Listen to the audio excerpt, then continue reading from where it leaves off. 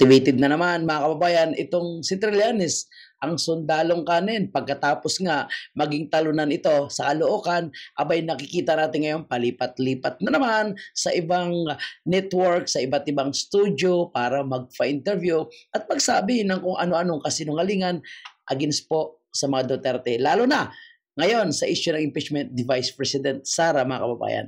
Magandang tanghali, magandang umaga, magandang araw sa ang sulok makayo ng mundo. At ito po yung ating pag-uusapan. Usaping Trillanes at ano na naman yung paninira nitong si Trillanes. Sige, supalpalin natin mga kababayan. Ito po, play mo na natin. Alam niyo kung kumpiyansa talaga sila dyan sa numbers na yan. Precisely, pwede naman kayong mag-acquit sa dulo. Kaso, as what we have seen nung impeachment ni former Chief Justice Renato Corona, and I was there, nung pinupulsuhan ng mga analyst yung leaning conviction or leaning acquittal, lamang yung leaning acquittal. I think kabilang nun, 10 yung leaning conviction, 13 yung leaning acquittal. Pero because of the evidence, nung na-present na yung ebidensya during the trial, kinalaunan, 20 yung nag-convict, 3 lang yung nag-acquit. Okay. So, parang sinasabi niya na kailangan ituloy itong impeachment. Dahil hindi tayo makasigurado. Dahil mas marami daw ang sinasabi niyang sure win, no? Para ma-impeach itong si Bibi Sara. Sinungaling na naman ito. Ganon din ang nangyayari dito.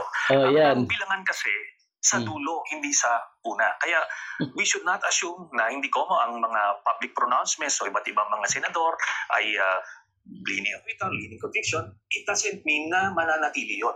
Yung lahat ay magbabase primarily sa ebidensya. Then yung public opinion, pag nakumbinse yung sambayan ng Pilipino na talagang guilty si Sara Duterte, it will be very difficult for the senators as representatives of the people na salungatin yun. So tao na naman, taong bayan daw. Yung pulso na bayan na yun. Do you think that in the course of the trial, that again, if we look at the numbers, it favors the vice president because you need 2/3 to convict? Ano po? Do you think that as the trial, if the trial will actually proceed, that there will be a change of mind among those who believe the vice president should be acquitted? Okay, i-categorize natin. Alam niyo mga kababayan po natin, hindi ito kapanipaniwala si Trillanes, no? Pero mapapansin din po natin na nakakaya po ang iba't ibang midstream media platform, no? Na binibigyan ito ng platform, no? Yung pagkakataon na makapagsalita itong Trillanes. Kaya dito tayo nagdududa kung magkano kaya yung binabayad dito ni Trillanes para lang mag-ingay, no? At maglabas ng kanyang mga kasinungalingan, no? Yung mga hardcore na Duterte senators, kahit na makita nila sa video na kung anong krimen ang ginagawa, hindi yan. No, nakita natin yung viral video ni Pulong Duterte na nag-a-attempt sumaksak ng isang tao. Attempt daw sumaksak si Pulong? Grabe naman to. Dagdagan niya na naman. It didn't affect the hardcore followers ni Pulong. Ganon din dito.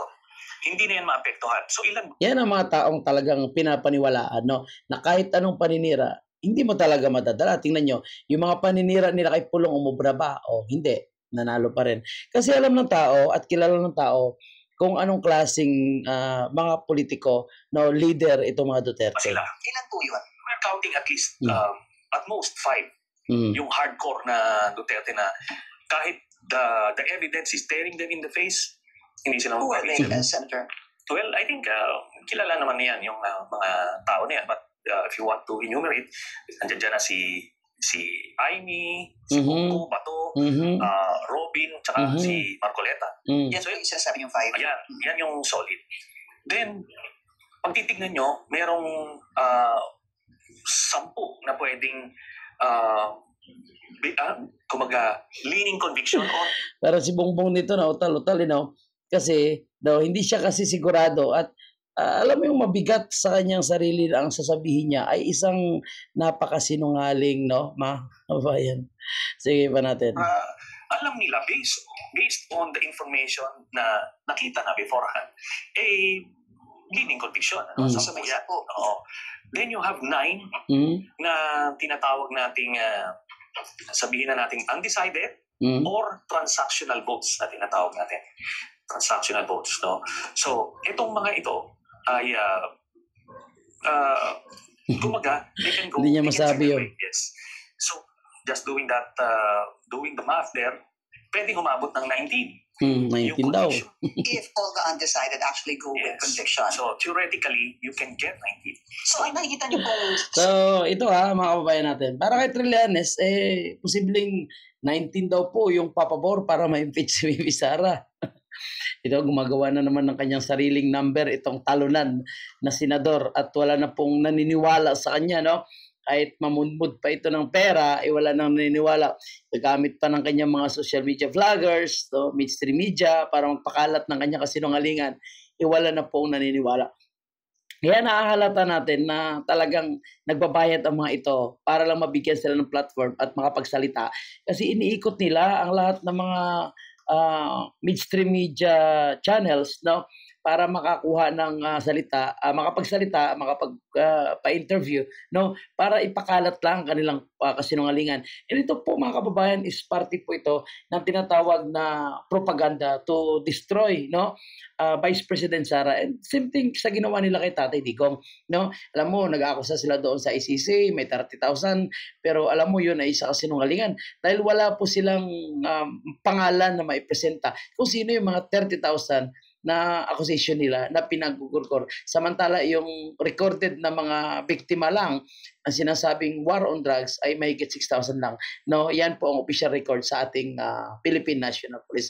Same thing po itong ginagawa ni Trillanes. Ngayon, sabi niya dito, kung ma-impeach daw po itong si BP Sara or kung magtuloy na po ang proseso daw po ni BP Sara, mga kababayan, ang sabi dito ni Trillanes, no, may mga ebidensya daw na lalabas pa at may mga bank account daw po na bubuksan na puno daw po ng pera ng joint account ni Tatay Digong at ni BP Sara.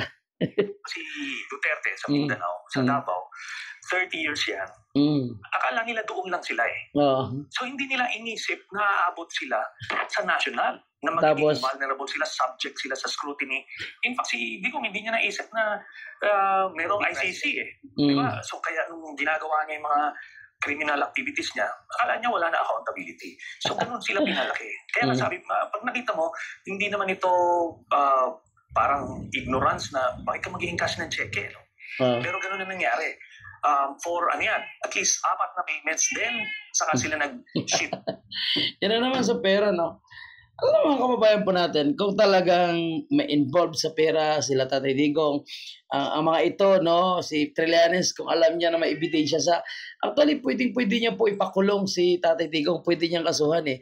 No, pero wala silang may papel na kaso. Kung mayroon man, puro kasinungalingan, talagang binabasura lang na korte. Dahil alam naman na talagang sinungaling lang at hindi nga mapatunayan ni Trillanes itong kanyang mga accusation.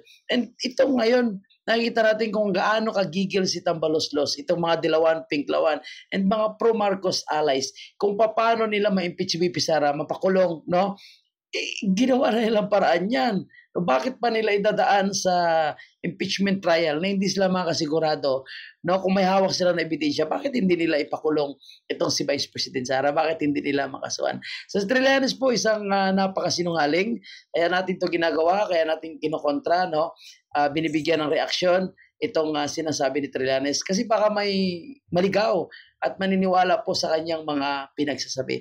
And again, ang tanong dito, magkano, no, kung bakit ginagawa ito ni Trillanes at ito tuloy-tuloy po yung pag-iingay nila. Ngayon nagbabanta po sila na mag-people power daw po sila kung hindi ma-impeach si BP Sara. Ang masasabi ko lang, go, no, mag-people power kayo.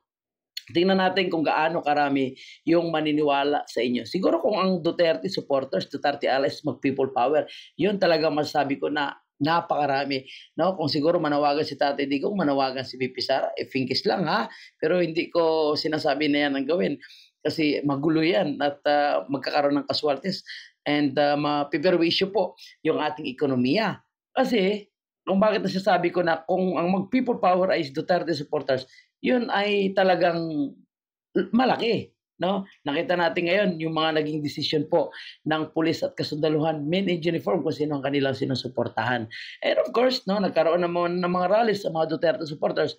Pero yun po ay inisyatiba lang ng mga supporters. Wala pong panawagan si BP Sara, walang panawagan si Tatay Digong. Yun ay inisyatiba lamang ng mga Duterte supporters. No? Kaya siguro makikita natin kulang ang numero, konti yung numero. dahil wala naman pong opisyal na panawagan si PRRD and si Vice President Sara. Pero ito ngayon, tingnan mo ha, ang mga leaders nila, yung mga politiko na nagsasabi na mag-people power sila, nanawagan na sila mag-people power, kung hindi daw po kayo impeachment official. And kung ang pinag-uusapan ay corruption, grabe ang corruption na nangyari sa Kongreso ngayon kay Martin Romualdez and kay Bongbong Marcos, particularly po sa issue ng confidential fund na hindi nila kayang imbestigahan. And kung gusto nila ng accountability, transparency sa paglustay ng pera ng taong bayan, lahat na may confidential fund ilabas nila. Paano ginastos ni Martin Romualdez ang mga insertion nila, yung mga MOOA nila, yung mga nakukuhang pera ng bawat kongresista, dapat i-declare nila yan.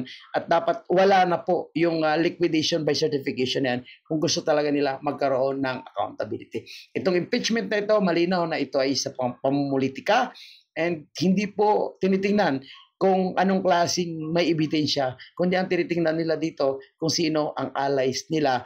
At syempre, sa panahon ngayon na malakas ang mga Duterte, particularly po pagdating ng 2020, sa totoo lang, hindi man takot ang mga senador, pero mag-aalangan sila na pumirma ng impeachment dahil mahuhusgahan sila pagdating ng 2028. Kagaya, yung mga naging casualties, kasama po si Dan Fernandez, si Abante, no, si Dalipi, si Zamora, no, yung mga yan. At yung mga miyembro ng alyansa ni Marcos Jr. na ang yabang-yabang na kaya nilang maging 12-0, sila po ang mga naging casualties sa hagupit ng taong bayan at sa pag-endorso ni Vice President Sara na sila ay hindi dapat iboto. Eh, hindi sila takot. Pero sinisigurado nila yung kanilang political career. Tama? Okay. Kung kayo po ay agree sa ating mga komento, comment dyan sa ating comment section. Thank you and yan lang po yung ating update, mga Kabugtaw Pilipinas.